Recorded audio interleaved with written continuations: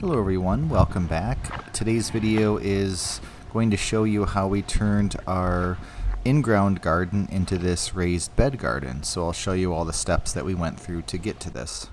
So this was filmed in, I think, March. As you can see, the first step I just sort of laid out.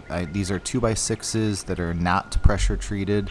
They're just, I had them left over, some left over from a project. And so I just got some more. They were pretty inexpensive. You know, the 2x6x8s is what I bought at the local big box hardware store. And I think they were maybe like $5 a piece, something like that. They were pretty cheap. And so the first thing I did was measure out how much space I would need, and then how many boards I would need to fill that space. And so what I did is just take mostly what was in the ground already, as you can see, and just sort of put a box around it. I also made some previously kind of unused space in the garden into also some new raised beds. So as you're going to see when we go in, we'll take a look here.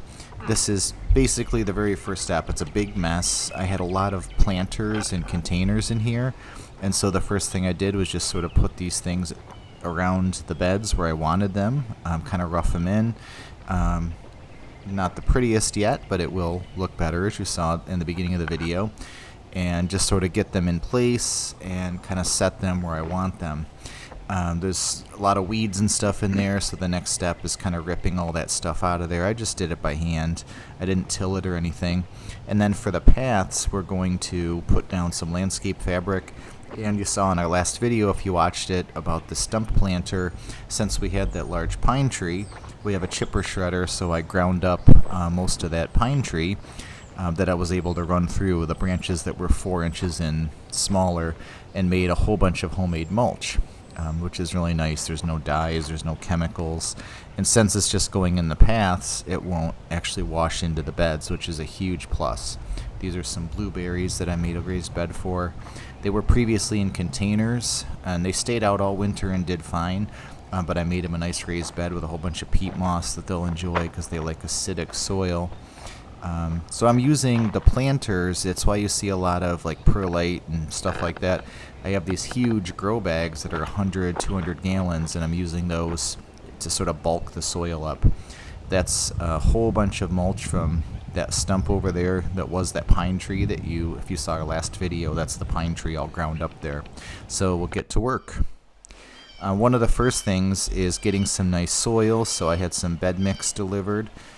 This is one of the local farmers. Basically, they have a landscape company as well, and so this is 1/3 leaf compost, 1/3 cow manure compost, and 1/3 topsoil sifted. So it's pretty good stuff. Really nice texture. So we had it. This is, I think, 4 or 5 yards. As you can see, this pretty simple operation. I do recommend actually getting one of those large shovels that's, the wide, large one that almost looks like a snow shovel, but it's more heavy duty. It was kind of expensive for that shovel. It was like $40 or something, but well worth it because you can really scoop and, make quick work of that. So this is kind of in process here of the raised beds. Now we'll talk about some of the advantages, the reasons we did this. The biggest reason is maintenance. It's a lot easier to weed because you're not going to get any weeds in the paths, so that takes that out of the equation. And it cuts down tremendously on the weeds that get into your planted area as well. So it just makes it so much less maintenance, which for us is good because we're not home a lot. We're working a lot of hours, and so this makes it a lot easier to keep up with. So here's what we did with the paths. We put down this heavy-duty landscape fabric.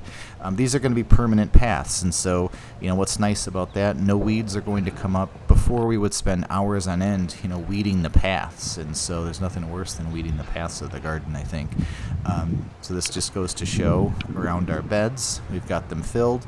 Now in the beds, as I mentioned, I did sort of distribute those 100-gallon planters full of potting mix, sort of mixed them in with the beds.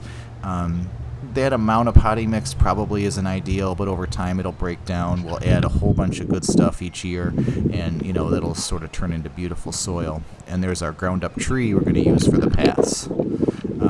That's the pine tree from our backyard.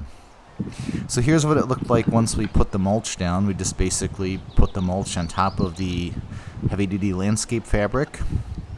And so we'll take a little walk in here.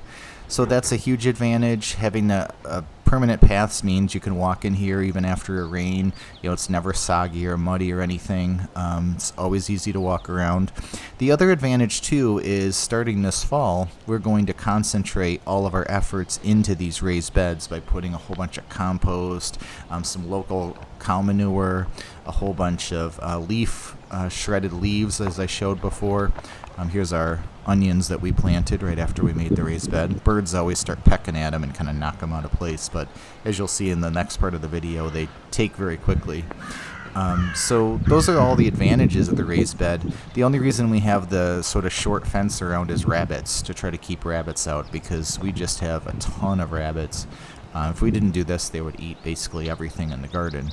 They don't bother the stuff outside the garden all that much, but they love, the garden produce. So this is easy to do, and, this is one that you don't have to keep maintaining every year. So this is a view from up on the deck, kind of gives you an overview. Looks nice, clean, and it also helps keep the grass away from the actual growing area, which is really nice as well. This was just a yard here, so we kind of made it into a garden. There was no garden there before. This is the view in about late May, I believe. Just everything kind of starting out, looking nice. Weed-free, which is always good. As I mentioned, a big advantage of this. This was taken in mid-July, so you get a sense everything's grown up. The tomatoes on the left are huge. Some of the cucumbers took a little bit to get going. I think all the peat moss was a little too acidic for them. As soon as I added some garden lime, they just greened right up and started growing. So, that's one thing with all that potting mix, but we'll work that out. The good thing is we have plenty of time now with these beds to just work on them year after year. So as you can see, tomatoes looking good. And here's just a couple of photos in July. So everything's coming along really well. I'm very happy with it.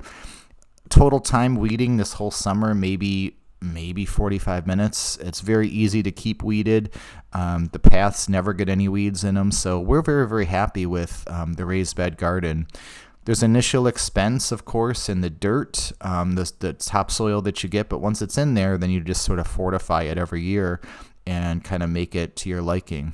So thank you for watching. I hope this was helpful, and if you have any questions, please leave them in the comment section below, and we hope to see you again soon.